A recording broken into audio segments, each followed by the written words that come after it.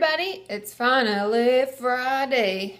And good morning. I'm doing this in the morning, even though I'm not sure when I'll be able to upload it because I'm getting my hair did later.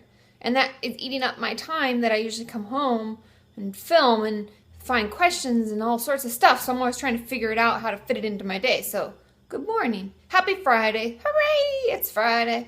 Finally Friday. So if you're new to my channel, hello.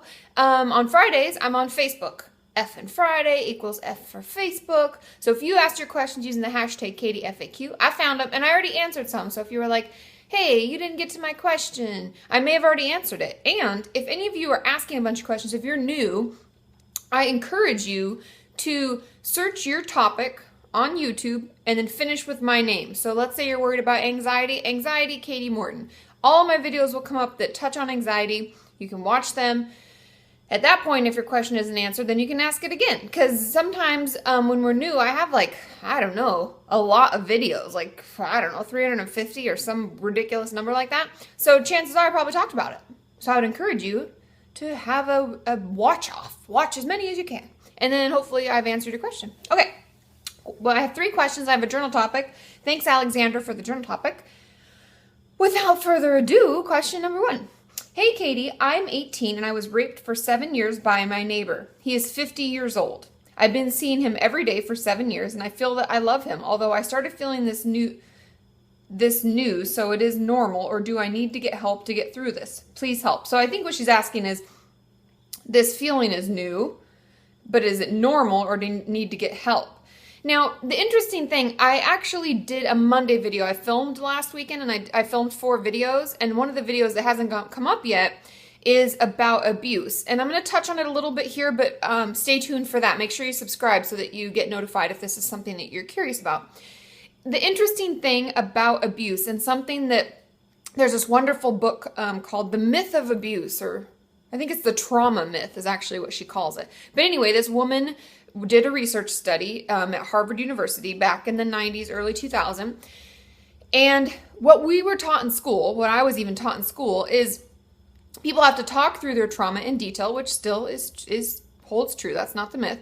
And that most people found the trauma itself or the abuse very, very traumatic and scary when it was happening.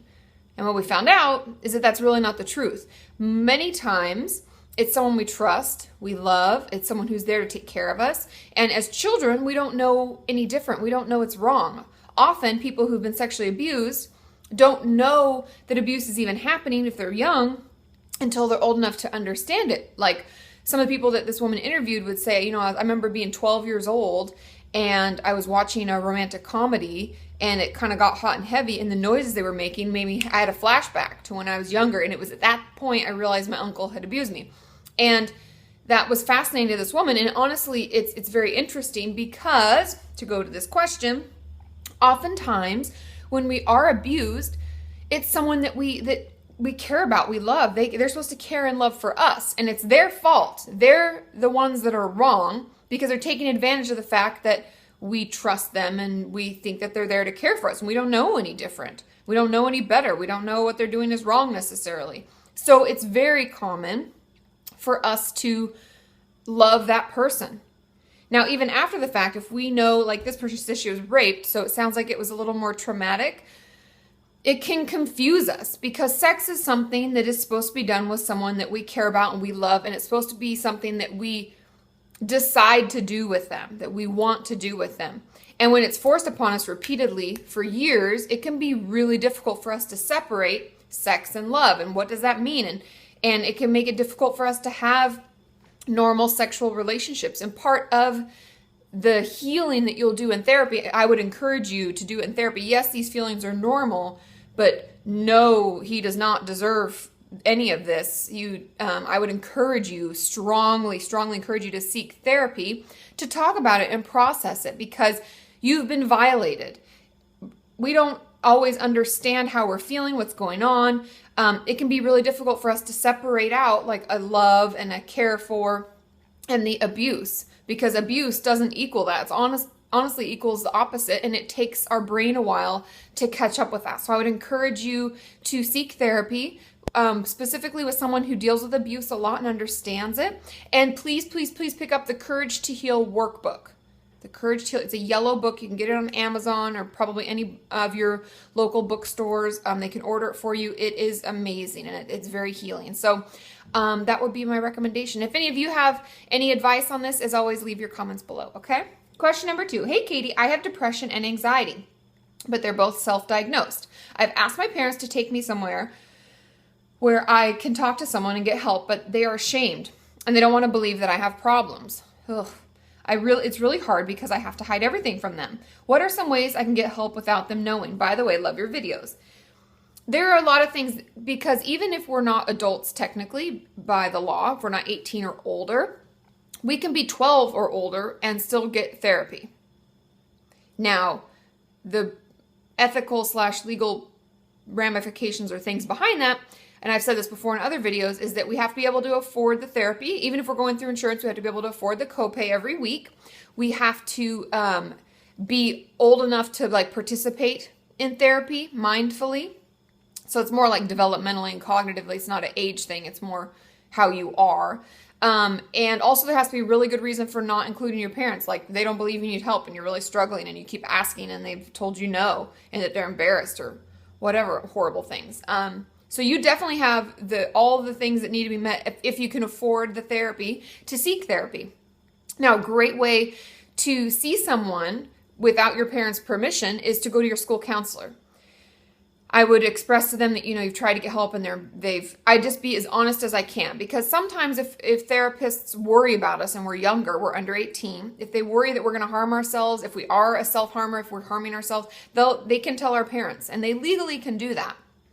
I think that they do it more than they need to, but a lot of it's the CYA, the cover your ass, we call it, because people are afraid of getting sued or, it's a nasty world out there and it can hurt other people because some people they'll sue just because they can, but then it harms us, some of us who would never thought of that and we just need our privacy kept. So I'd be as honest as you can. I talk to a school counselor. I get a referral to a low fee therapy center that's really close to school or something that you can do maybe during school hours or right after school or whatever you can work into your schedule where they don't know, and I would go for it because you deserve to get help, and just because your parents don't believe in it doesn't mean it's not really happening, right?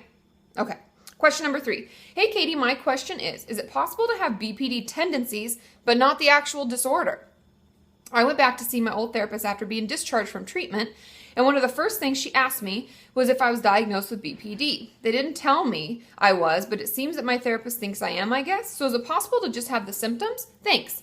I thought this was a good question. I actually was talking to a psychiatrist that I work with just the other day, and we were talking about borderline and that some people get misdiagnosed. It can be overdiagnosed. People who self-harm, a lot of people believe that it is completely part of BPD and it cannot be separated, that they have like a symbiotic relationship, which is a bunch of bullshit because self-harm should be its own diagnosis. It doesn't mean that we're borderline. I get really frustrated with that. Anyway, I was hoping the DSM would have fixed that, but they're so narrow-minded sometimes. So anyway, it is under that BPD diagnosis. So some people will say that they have it and they don't actually have it. You can definitely have some of the symptoms. You can struggle with emotion regulation. You can be suicidal. You can self-harm. Does that mean that you're borderline? No. It's all about meeting the criteria. My BPD video gives you the best overview of what we're looking for a complete diagnosis. But like anything, we can have parts of a ton of disorders and not actually meet the criteria for any. I think a lot of us have our own little neuroses and things that make us a little funky and cool and unique, but we don't meet criteria. We don't suffer from mental illness, but we can have some of the symptoms. So definitely. And I even call that with some of my clients, I'll say, I think you struggle most with depression or anxiety, but it's kind of borderline light. Like you have a few of these, so we're going to use some DBT techniques, and that's just kind of how I work with it so that they know what my thought process is and what I'm actually diagnosing them with. So, and I would ask your therapist, what is I diagnosed with? Because it's your paperwork, it's your diagnoses, you have a right to know. And I would ask. Okay? Journal topic. Alexandra, thank you so much. It says, hi, Katie, thanks for everything you do. I have a suggestion for a journal topic. And the quote is, Obstacles don't have to stop you. If you run into a wall, don't turn around and give up. Figure out how to climb it, go through it, or work around it. It's by Michael Jordan. And it says, I love this quote because no matter what comes in your way, you should never give up. I agree. Should never give up. Even if you hit a wall and you're stuck there for a while, never give up because you will always find a way to get over it. Thanks again for everything you do and have an amazing weekend. Thanks, Alexandra. You too. So I would encourage all of you, if you've heard no recently, if a parent said, no, I'm not going to take you, if you've struggled to get the help that you need, or you're wanting to get out of the house and you're really having a hard time, you feel like you're hitting a wall, or you're hitting a wall and you're recovering, you feel like you just can't get any farther. This weekend, we're going to try again. We're going to think, how can we climb over this wall? How can we go around it? We're going to think outside the box. We're going to try new things. We're going to shake it up. And I will have a wonderful weekend, everyone. On Monday, I will try to put a video out. I'm not sure if I'll have time. I'm flying to Washington on Monday, so I may be on hiatus next week because I'm going to Vlogger Fair. Yay, Vlogger Fair! But I'll be on social media when it gets closer to Vlogger Fair time. I'm doing a meetup on the day of. I had requested 1 o'clock, but they just resent another form saying what time frame would you like, and I said they had time chunks, so I did 11 to 1:30. So I'll let you know. I will send tweets out. I may shoot a quick video and be like, hey, meet up with me. I'm here, blah. So stay tuned with that. And I will put out a regular video on Monday, like my regular topic video. But for Tuesday through Friday, I don't know if I'll have time. But I'll try to vlog from Vlogger Fair. Ta-da. Okay, I love you all. Have a wonderful weekend. I'll talk to you soon. Bye.